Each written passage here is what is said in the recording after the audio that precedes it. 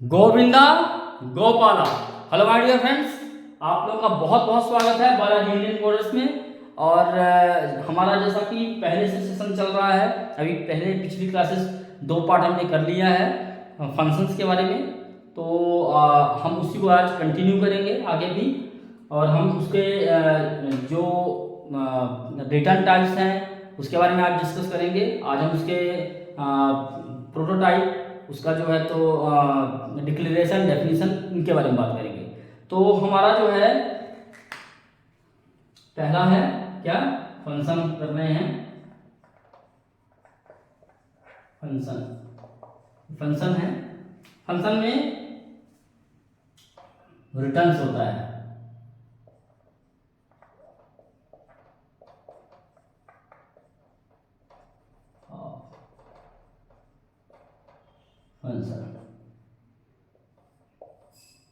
Function के return type कौन कौन से होते हैं? फंक्शन के रिटर्न टाइप मैंने आपको एक तो बता दिया कि एक तो कुछ नहीं होता। अगर कुछ नहीं है तो हम क्या लिखते हैं? वाइड। वाइड होता है। इसका कीवर्ड क्या है? स्मॉल में है, UID। वाइड, वाइड मीन्स कुछ रिटर्न नहीं हो रहा। दूसरा है जो बेसिक डेटा टाइप्स हैं, हमने जो डेटा टाइप्स पढ़े हैं,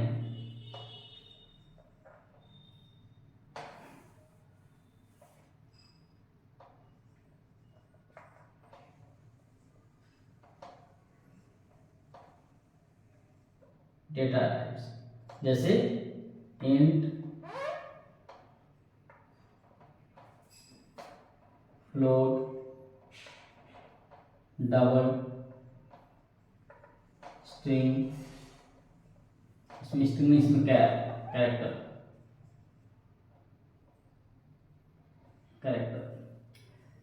और भी जैसे शॉर्ट इंट, लॉन्ग इंट, जैसे भी हमने डेटा टाइप पढ़े हैं वो सारे होते हैं। और एक तीसरा होता है। तीसरा क्या होता है? तीसरा होता है user defined data type. User defined data type, इसके नाम से पता चल रहा है क्या है? User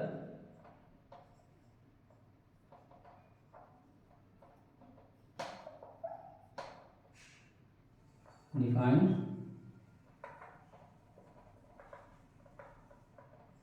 data type. User define कौन डिफाइन करता है? कंपाइलर नहीं है, यूजर डिफाइन करता है। यूजर अपना खुद का डेटा टाइप बना सकता है। मैंने आपको बताया था डिराइव्ड डेटा टाइप होता है, यूजर डिफाइन डेटा टाइप होता है। मैंने आपको पिछली क्लास में, डेटा टाइप वाली क्लास में मैंने इसे बताया हुआ है।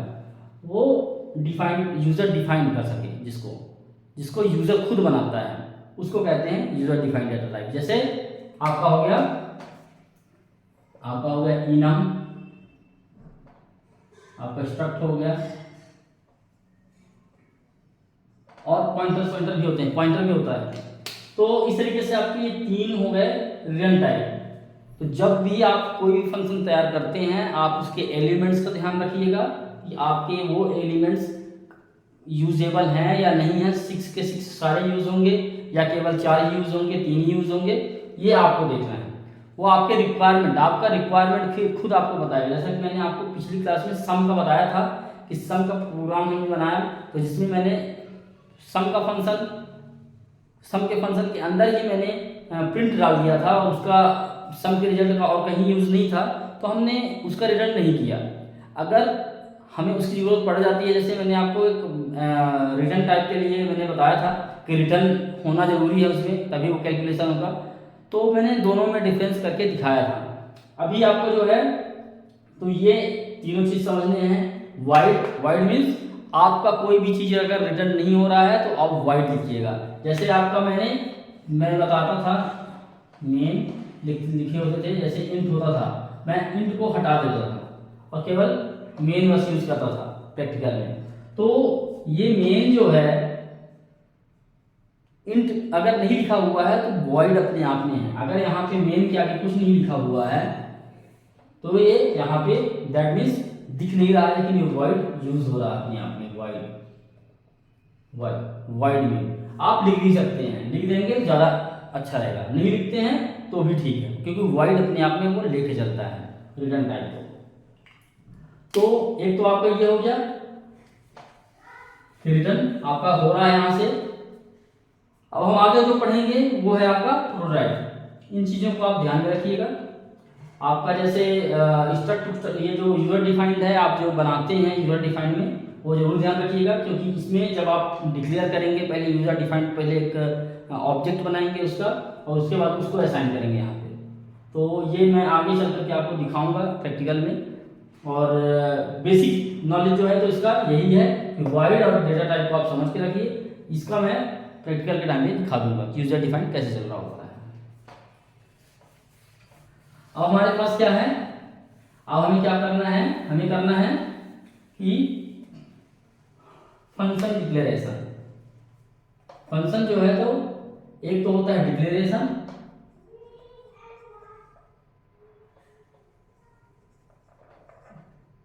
और एक होता है definition. Definition, function, declaration and definition, दो चीजें हैं। डिक्लेरेशन मतलब हम डिक्लेयर कर दें कि हम ये चीज बनाएंगे, हम इसको यूज करेंगे। जैसे आप देखते हैं कि इलेक्शन के टाइम में जो मैनिफेस्टो होता है उनका, उसमें वो काफ़ी कुछ लिखे होते हैं कि हम ये करेंगे, हम वो करेंगे, हम ऐसा करेंगे, वैसा करेंगे। उस टाइम पे किया नहीं होता है, उस टाइम पे वो किया नहीं होता है, केवल डिक्लेयर कर देते हैं कि हम ये चीज़ करेंगे, ऐसा चीज़ करेंगे। और फिर बाद में हम जब वो इलेक्शन जीत जाते हैं तो फिर उसमें से कुछ चीज़ें करते हैं, वो कुछ चीज़ें करते हैं या सारी चीज़ें करते हैं, वो उनके ऊपर डिपेंड होता है। इसी तरीके से हम यहाँ पे भी डिक्लेयर कर देते हैं, मतलब मेन फंक्शन के स्टार्टिंग में ही हम डिक्लेयर कर देते हैं कि इतने फंक्शंस यूज करेंगे, और इसके ये प्रोटोटाइप्स हैं। इसके जो है तो इतने इसमें आर्ग्यूमेंट होंगे, इतना रिटर्न टाइप होगा, इस तरीके से हम सारा सारा डिक्लेयर कर देते हैं।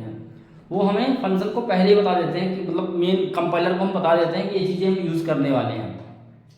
फिर हम आगे चल करके उसका हम धीरे धीरे जब जहाँ जैसे यूज आता है तो हम उसका डेफिनेशन करते हैं। डेफिनेशन मतलब हम उसको पूरी तरीके से लिखते हैं, उसका पूरा इम्प्लीमेंटेशन लिखते हैं। This is called the definition.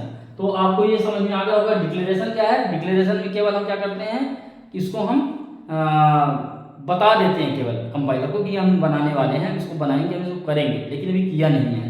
इसका क्या होता है, इसका नाम दूसरा भी नाम है प्रोटोटाइप।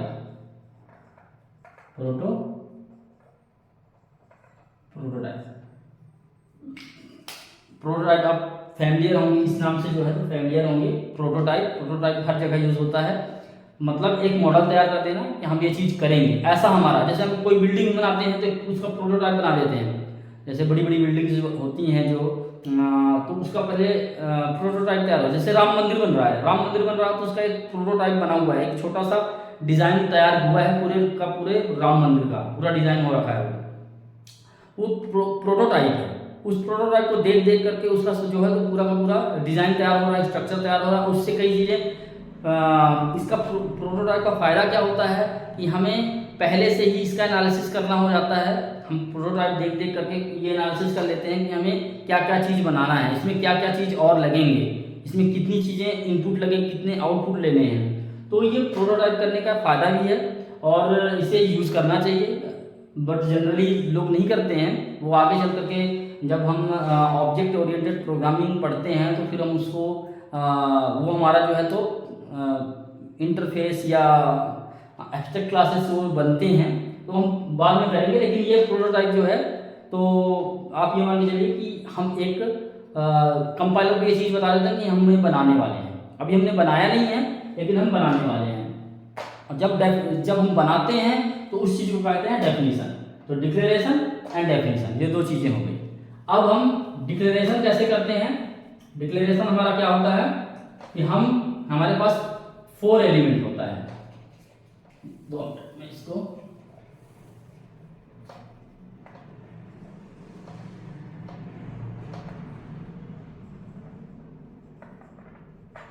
डिक्लेरेशन क्या होता है, इसमें 4 एलिमेंट होता है। एक होता है फंक्शन टाइप, आप लिख लो चाहे रिटर्न टाइप लिख लो।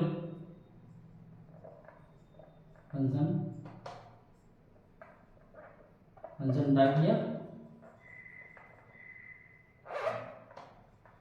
Return type. एक तो ये हो गया, दूसरा फंक्शन नेम हो गया। ये डिक्लेरेशन एलिमेंट है, क्या है, एलिमेंट, ये डिक्लेरेशन एलिमेंट है, ये जरूर ध्यान रखिएगा। फंक्शन नेम हो गया, तीसरा क्या हो गया, लिस्ट ऑफ पैरामीटर्स हो गए, लिस्ट ऑफ पैरामीटर्स हो गए, और चौथा क्या है,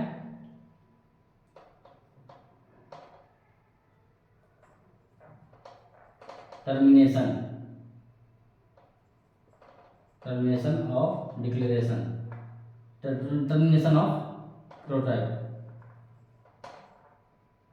इसको आप ये कह सकते हो टर्मिनेशन सिंबल, ऐसे लिख दो आप, टर्मिनेशन सेमीकोलन।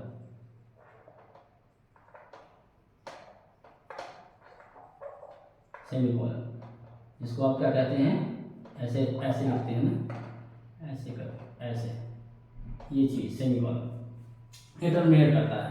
ये चार चीजें इंपॉर्टेंट है, वो लिखनी पड़ेंगी। इसमें आपका जो है तो लिस्ट ऑफ पैरामीटर अगर नहीं है तो आप नहीं लिखोगे। तो इसको आप जब लिखोगे तो इसका सिंटैक्स कैसा बनता है, सिंटैक्स कैसा है, function type, return type means जो रिटर्न आएगा, यहाँ पे आपका होगा फंक्शन टाइप, फंक्शन नेम, इसके बाद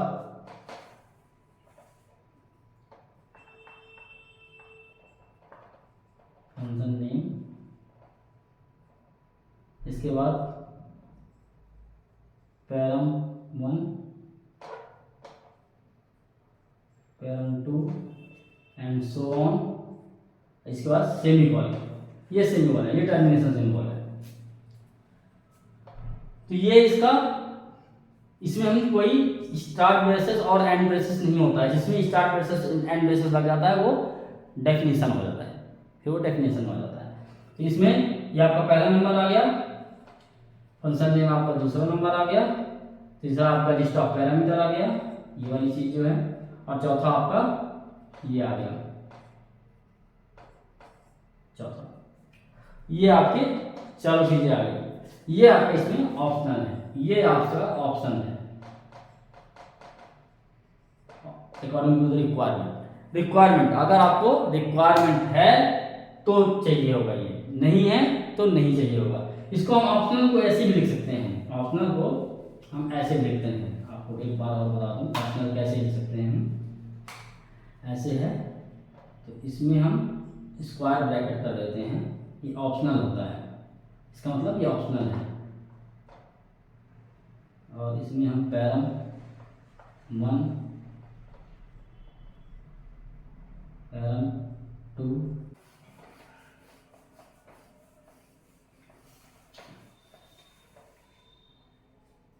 तो हम इसका जो है तो जो आपको मैंने अभी पैरामीटर के एग्जांपल बताए, जो आपको मैंने प्रोटोटाइप करवाया है, उसका अब मैं एग्जांपल बताता हूँ कैसे हम इसको यूज़ कैसे करते हैं, रियल टाइम में इसको यूज़ कैसे करते हैं। तो हम एक मेन फंक्शन लिखते हैं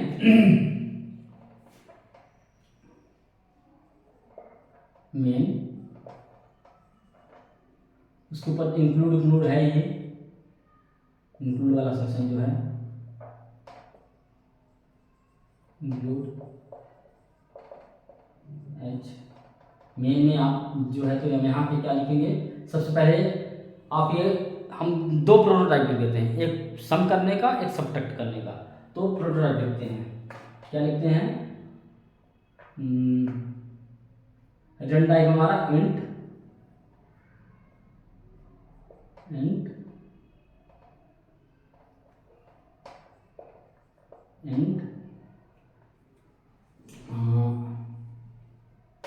सम, फंक्शन नेम ये बड़ा लिखते हैं तो आपको समझ में आएगा, इंट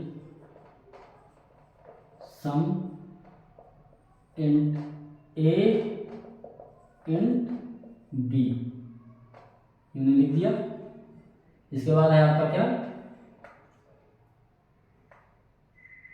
इसमें दूसरा आपने इसको टर्मिनेट कर दिया, इसको टर्मिनेशन हो गया आपका। फिर इंट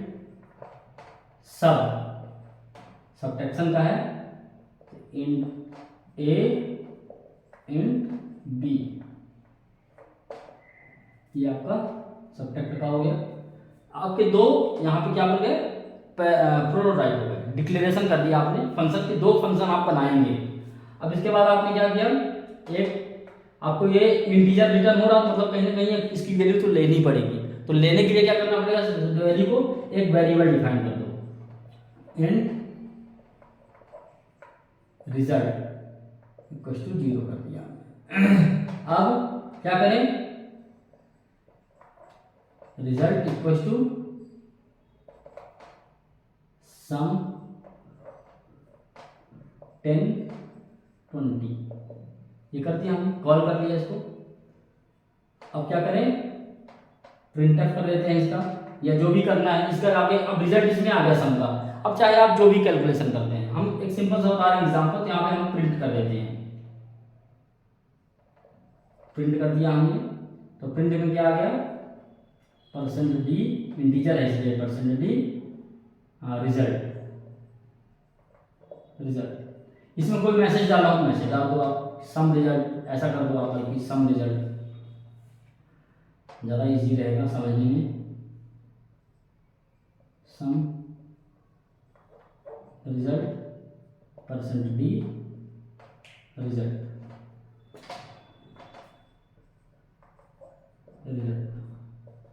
ये आ गया। तो रिजल्ट की वैल्यू आ गई, इसमें प्रिंट हो गया। अब उसी रिजल्ट में दोबारा से वैल्यू सबट्रैक्ट का डलवाएंगे और उसको ओवरराइड करवा देंगे, इस वैल्यू को ओवरराइड करवा देंगे, क्योंकि हमें दो वेरिएबल लेने का कोई मतलब नहीं है।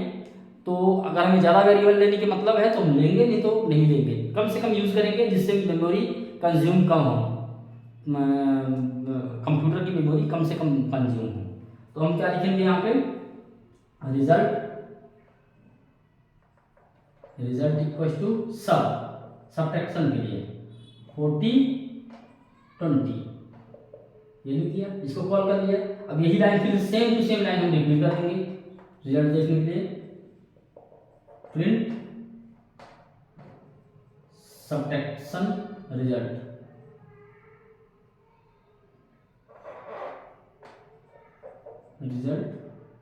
%d रिजल्ट, और इसके बाद ये प्रोग्राम हो जाएगा यहाँ पे खत्म। अब ये खत्म हो गया। अब ये हम इसको रन करेंगे, एरर नहीं देगा, लेकिन क्या करेगा, क्योंकि हमने प्रोटोटाइप लिखा हुआ है इसलिए एरर नहीं देगा। लेकिन दिक्कत क्या करेगा, क्योंकि इसकी डेफिनेशन नहीं है तो एरर देगा कि वो डिफाइन नहीं किया हुआ है, तो प्रोग्राम रन नहीं करेगा, ये चलने नहीं देगा। तो हमें इसको क्या करना है, डिक्लेरेशन तो हो गया है, इसमें आप कमेंट लिख सकते हैं। इसमें आप कमेंट लिख दीजिए फॉर सम, फॉर सबट्रैक्ट, ऐसे लिख दीजिए।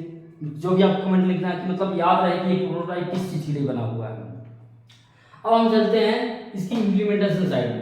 तो इसका इम्प्लीमेंटेशन करते हैं। इसमें इम्प्लीमेंटेशन कैसा होगा, दो फंक्शन हमारे बनेंगे। एक तो बनेगा हमारा इंट सम इंट ए। अच्छा, एक चीज और बताना मैं जरूरी समझता हूँ यहाँ पे कि आपने यहाँ पे इंट ए लिखा है प्रोटोटाइप में, तो जरूरी नहीं है कि यहाँ पे आप पैरामीटर में इंट ए ही लिखें। इंट एक्स इंट वाई ऐसे कुछ भी लिख सकते हैं। तो यहाँ पे हम लिख देते हैं इंट एक्स इंट वाई, और इसको हम डिफाइन कर देते हैं। बट एक चीज जरूर ध्यान रखिएगा, ये हमने इंट एक्स इंट वाई जरूर लिखा है, वेरिएबल के नाम चेंज किया है, वेरिएबल के डेटा टाइप नहीं चेंज किए हैं। वेरिएबल के डेटा टाइप सेम रहेंगे। जो डेटा टाइप हमने लिखा हुआ है रिटर्न टाइप में, और जो हमने वेरिएबल के डेटा टाइप लिखे हुए हैं पैरामीटर के डेटा टाइप, उनके डेटा टाइप सेम रहेंगे, नहीं तो वो नहीं चलेगा, एरर देगा। तो हमारा इंट 2 है, इंट आ गया। नेम जरूर चेंज है, ए बी की जगह एक्स वाई लिख दिया, बस और कुछ नहीं। अब हम इसको लिखते हैं क्या, इसका जो है सम हमें रिटर्न करना होगा इंटीजर। हम क्या लिखते हैं इसको, यहाँ पे लिख दिया हमने इंट रिजल्ट इक्वल टू 0, फिर हमने लिख दिया result equals to A plus B return result ये चीज। अब ये आपका 3 लाइन का, ये तो आपका रिजल्ट हो गया, रिटर्न हो गया रिजल्ट, लेकिन ये 3 लाइन का कोड हो गया। ये थोड़ा सा लेंदी लग रहा है। अगर हम इसको और शॉर्ट कर सके तो अच्छी बात है, लॉजिकली हम इसको ठीक कर सकते हैं। तो इसको कैसे ठीक कर सकते हैं, हमने एक रिजल्ट हमने डिफाइन किया, फिर इसमें हमने कैलकुलेशन किया। हम इसकी जगह, इन 2 लाइनों की जगह पर हम डायरेक्ट ये लाइन यहाँ पे लिख दें। तो कैसे लिखेंगे हम, यहाँ पे दिखाता हूँ मैं आपको। एक्स रिजल्ट इन रिटर्न, यहाँ पे आप लिखिए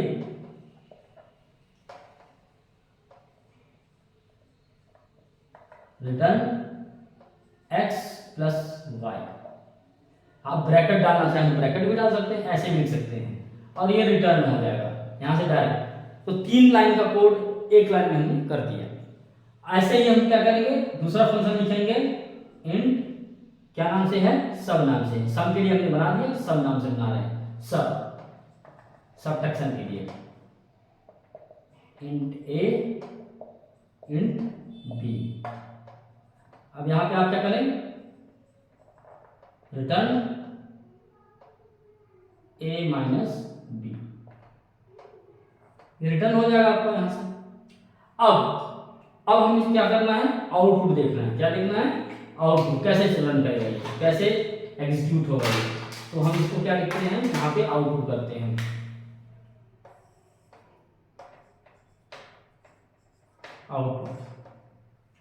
आउटपुट में अब कंपाइलर आया सबसे पहले आया कंपाइलर। यहाँ पे कंपाइलर आया, इन दोनों लाइन को जब इसमें पहुंचा तो इन दोनों लाइन को इसने स्टोर करके रख लिया एज अ प्रोटोटाइप, क्योंकि उसको पता है ये प्रोटोटाइप है, क्योंकि ये प्रोटोटाइप के फॉर्म में है, इसलिए प्रोटोटाइप है, इसको पता है कंपाइलर को।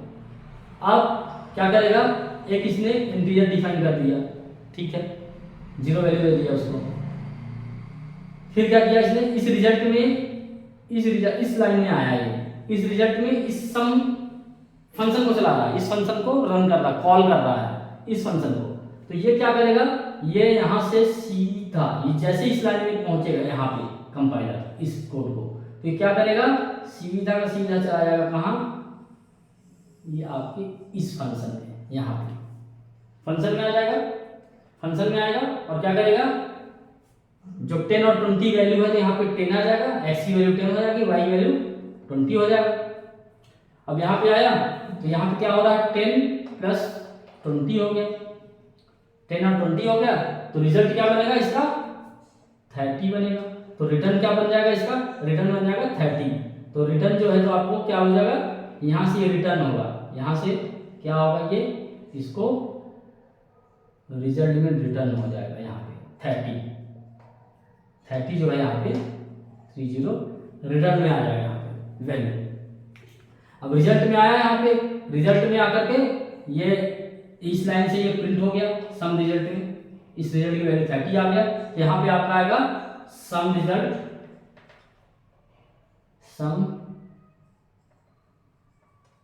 रिजल्ट 30, ये यहाँ पे आपका वैल्यू आ गया 30। अब फिर से आगे बढ़ा ये कंपाइलर, इसमें आगे बढ़ा, यहाँ पे इसको प्रिंट कर गया, आगे आया यहाँ पे, तो फिर से रिजल्ट मिला यहाँ पे। अभी रिजल्ट में वैल्यू 30 पड़ी हुई है, बट उससे अपने को कोई मतलब नहीं है, अपना मतलब यहाँ पे आ गया। जब कंपाइलर का कंट्रोल यहाँ पे आया सब में, तो क्या करेगा, सब से ये फिर से निकलेगा और आएगा कहाँ, इस फंक्शन में, यहाँ पे आएगा, इस फंक्शन में आएगा, इस फंक्शन में आएगा और वैल्यू क्या रहेगा 40 और 20, 40 और 20 लिया, यहाँ पे लिखा है 40 माइनस 20, कितना आएगा वैल्यू 20। तो रिटर्न की वैल्यू क्या बन जाएगी, रिटर्न की वैल्यू बन जाएगी 20। तो ये रिटर्न क्या करेगा, यहाँ से फिर से आ गया यहाँ पे दोबारा, तो यहाँ पे वैल्यू क्या आ जाएगी 20।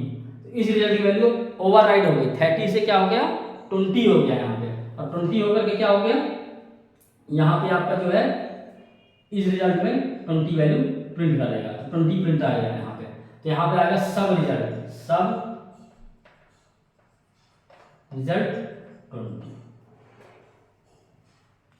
अब मान लीजिए बाय द वे, ये तो आपका बढ़िया हो गया, दो चीज़ों को आपको बता दिया मैंने। अब अगर यही चीज़ फिर से मैं रिपीट कर दूँ यहाँ पे दूसरे वैल्यू साथ, यहाँ पे हम सब वैल्यू दूसरी लिख दें सब 50 10, तो ये फिर से कॉल होगा मेथड, ये सब वाला कॉल होगा और सब वाला कॉल होगा और रिजल्ट में यहाँ पे कैलकुलेट होगा 50 और 10, यहाँ पे आएगा 50 10, तो यहाँ पे 50 माइनस 10 आ जाएगा, 10 40 आ जाएगा, तो 40 यहाँ पे इसके आउटपुट में आ जाएगा 40। तो इस तरीके से आपको मतलब ये रीयूज हो गया, ये मेथड दोबारा से दो बार सब मैंने यूज किया यहाँ पे, तो दो बार सब रन हुआ अपने आप में अलग अलग वैल्यू के साथ, और यहाँ पे रिजल्ट आपका उसके अकॉर्डिंग दे दिया फंक्शन में। तो ये जो है तो एक बहुत ही स्मॉल सा प्रोग्राम है, और इसमें आपको समझ में आ रहा होगा कि क्या चीज़ हम बना रहे हैं। एक बार फिर से मैं आपको बता दूं, हमने आपको अभी बताया है कि ये हेडर है, ये प्रोटोटाइप है। प्रोटोटाइप में ये इसमें पूरा सेमीकोलन तक होता है, 4 स्टेप होते हैं, और जब यही चीज़ यहाँ पे लिखा जाता है फंक्शन, तो ये फंक्शन का हेडर है और ये बॉडी है। तो ये आपको बिल्कुल ध्यान में रखना है कि जब हम कभी आगे पढ़ाएंगे तो बॉडी में बोलेंगे कि फंक्शन की बॉडी में हमें ये लिखना है, तो आपको ये समझना होगा कि ये बॉडी है, बेसिस के अंदर की चीज़ों को बॉडी कहते हैं, और उसमें जब हम रिटर्न करते हैं तो उसको हम रिटर्न दे देते हैं वैल्यू। तो अभी के लिए तो ये यहाँ तक मैंने बता दिया है। अब इसे एक और पार्ट बचा है थ्योरी का, उसके बाद हम प्रैक्टिकल करेंगे, एक दो प्रैक्टिकल कर लेंगे तो आपको क्लियर हो जाएगा फंक्शन का। उसके पहले हम जो है तो एक थ्योरी और करेंगे। एक थ्योरी है कि हमें कैटेगरी बताना है, फंक्शन कितने तरीके का हम लिख सकते हैं, किस किस तरीके के लिख सकते हैं। छोटे छोटे से प्रोग्राम के एग्जांपल देकर के आपको मैं समझा दूंगा, वो आपको समझ में आ जाएगा। तो गाइस मुझे उम्मीद है कि आप लोगों को ये समझ में आया होगा।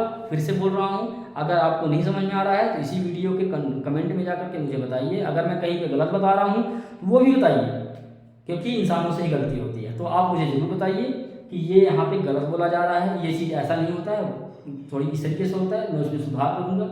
और जहाँ पे समझ नहीं आ रहा है तो वहाँ पे आप मुझे बताइए कि इस लाइन में मेरे को समझ नहीं आ रहा, तो मैं आपको दोबारा से उस लाइन का कोड बताऊँगा, या फिर मैं आपको एक्सप्लेन करूँगा पूरी तरीके से। तो गाइस आज के लिए यहीं तक, हम नेक्स्ट वीडियो मिलते हैं पार्ट 3 में, और इसका हम लास्ट थ्योरी क्लास लेंगे फंक्शन का, और उसके बाद प्रैक्टिकल करेंगे। तब तक के लिए थैंक यू।